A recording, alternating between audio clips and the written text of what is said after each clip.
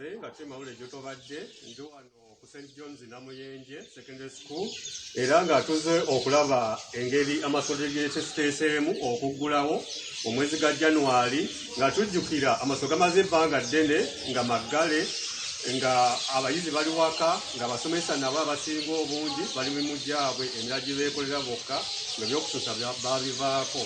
Ndi wano ne headmaster oba omukulu w'essomero lya St. John's Education Center esangwe Namuyenje Mukono twagala atubuulire nga bo beeseteese batya okuggulawo mu January omwaka ogujja. Tusoke n'amannya go. Amannya Ssentongoza Henry, Head Teacher, St. John's Senior Secondary School Mukono esangwe Namuyenje. Tweteeseteese bulungi nnyo ffe okuggulawo. Waliwo ebintu bingi gavumenti yezeekonsideringa. Twafuna omukisa ffe amasomero agamu gwe bakolerako pilot study Mukono ne bajja ne batulambula ffe baatulambula emirundi 3. Ekyo kya mukisa mulungi nnyo nga balina bye bagezaako okugoberera bye bayita SOPs, essomero lyenkana litya liri prepared population abaana be babadde nabo okubeera nabo nti basobola okubeera nga babakontaininga ebitanda mu dormitory biri bitya, dormitories ziri zitya era ebino bikiraba tuliko expansion tuzimba okugezaako okulaba nti ebyo byonna bye baatusaba tubiteeka mu nkola. Abaana dormitories ze basulamu ntegeeke bulungi nnyo. Ekiyitibwa buno obulinnyibwako okunaaba engalo oba obutegeke SOPs zonna ezeetaagibwa okulaba nti twekuuma ekirwadde kya coronavirus tuzirina. Ate n'ekyenjawulo kine security yennyini kubanga kati ennaku zino efuuse kyakwekengera nnyo era amasomero tulina okubeera bakulu bannange mbakubiriza nabo okugezaako okulaba nti buli kimu bakiteeka mu nkola. Ffe tuli beetegefu bulungi nnyo era ebya security tuli set, SOPs tuli set era tuli ready okukulaba. Akati okululi bwe twagenda mu mugalo ogwokubiri twalaba amasomero gaali gakola bwe gaali gakola te balaba gaviirwako nnyo okusasana kw'ekirwadde kya ssennyiga omukambwe. Okuluno munaakikola bwe tewakuli bagamba amasomero malina abaana baali balwadde nga mwe bali mu ssomero ne musirika. Okuluno mugakola mutya omwana anaajja mulina engeri gye mugenda obakeberamu kubanga tebajja na covid. Tugenda bakeberamu ekyenjawulo tubakubiriza. Gavumenti pulezidenti yakwogirako emabega awo yayogera abaana abali waggulu w'emyaka 15 bagende beegemese. Tetufubye nnyo okulondoola abaana baffe okulaba nti okuva ku myaka 15 abazadde tubaweereza bu SMS messages bagende beegemese bafune omukisa ogwo S3, S4, S5 okudda wano balabe nti batwala omukisa ogwo. Naffe kennyini twetegese nti tetukkiriza mwana omusawo waffe tulina abasawo baffe standby we bali musiiki bay yaffe tulina abasawo baffe 2 bagenda kubeerawo nnyo okulaba nti bamonitaringa nnyo.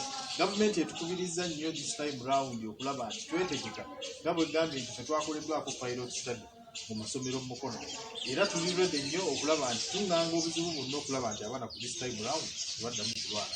Dormitory space mweziri ezimala twongeddeko ebizimbe ng'ekyo kennyini bwe mukiraba space mu bibiina mweziri twongeddeko ebizimbe ebirala ebitonotono ebijja mu mbeera gyetulimu. Akati tutunuulira amasomero ageze mu muggalo ddala amasomero g'obwadanyi nga bwe tuliko ku St. John's abasomesa bati basasula misaala abamu bagenze ne batandika emirimu egy'enjawulo ng'abasomesa bonna bonna singa muggulawo January abasomesa bonna ojja kuba nga obalina oba mulimu abamu boosa batagenda kudda. Twebaza Mukama Katonda ne twebaza ekintu Mukama waffe kye yatuteerawo. Ku St. John tulina SACCO, St. John's Staff Savings and Farmers Association. Ngeri erinnya bwe liri lituyambye nnyo tukuumira awamu ng'abasomesa. Abasomesa beewolamu kasente kamaffe n'atuteeramu kasente ne tugezaako okulaba nti tuddukanya emirimu gyaffe egy'ebweru egitali gya kusomera. N'ekirala twekuumiddewo era tusuubira nti abasomesa baffe bonna bagenda kudda kubanga bali mu kusomesa Zoom eyo gye bali ku bayizi baffe era abalabi mu ssomero abamu weebali abasinga weebali basomesa Zoom weebali era bategefu. Tukimanyi nti bwe tuggulirawo mu January abasomesa baffe bonna bajja kudda balabe nti emirimu gitambula maaso. Ogambye abamu mubawadde SACCO sente gye bagenda ne bataka obubizinesi obw'enjawulo olukakasa otya muno tebalemereyo omulimu gyabwe giri gye bakola gye baguddewo oba abamu bogaye bali mu kulima ono bakakasa tebalemereyo mu bizinesi bye batandiseewo baleme obutakuma okusomesa. Sikisuubira olw'obumu kijja kwewuunyisa nti babayita headmaster mu masomero naye nze wano bampita team leader nti olw'obumu obwo bwe tulina ng'abasomesa tusuubira nti abasinga bonna bagenda kukomawo babeerewo tudukanye omulimu guno ogw'okulaba nti abaana b'eggwanga bagenda mu maaso. Naye twebaza nnyo mukama waffe Honorable Muyanja Ssennyonga abaddewo nnyo naffe okulaba nti atukuuma, atukumaakuma, atubeesabeesa era obalaba ku ssomero gwe bali abasinga. Naye ekyo kijja olw'obumu obwo obuliwo bwe tukolera wamu era tusuubira nti bonna bagenda kukola. So mu seconds nga 5 ebigambo ebyo ebisembayo. Ebigambo byange ebisembayo bannaaye mbasaba abaana mubalete ku St. John bajje basome we bali. Naye tubakubiriza mufube nti okulaba nti SOPs tuzigoberera eyo yonna gye tuli. Bannaye korona gyali ensi z'ebweru muzira mazitandisa. Abasomesa beegemesezza bonna tetulina bategemegemesa era abasigadde ndowooza balinga bataano babuzayo jaabu yakubiri bokka. So abalabi ba BDS Final gy'otobadde bino ebimu amasomo amu ngeri geetegeseemu nga tulindirira engeri omukulembeze w'eggwanga gy'agenda okulangiriramu amasomero gy'agenda okuggulawo. Naye byonna byagenda tubalaga amasomero ag'enjawulo okka mulimu n'aga gavumenti agamu ate nga gali mu mbeera embi.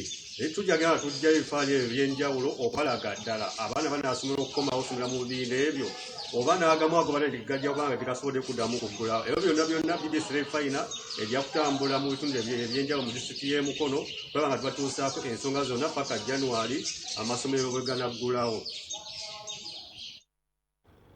Webale nnyo munaffe Ronald Kalumba, nteekateeka za byanjigiriza nga bw'ozirambuludde naffe tujja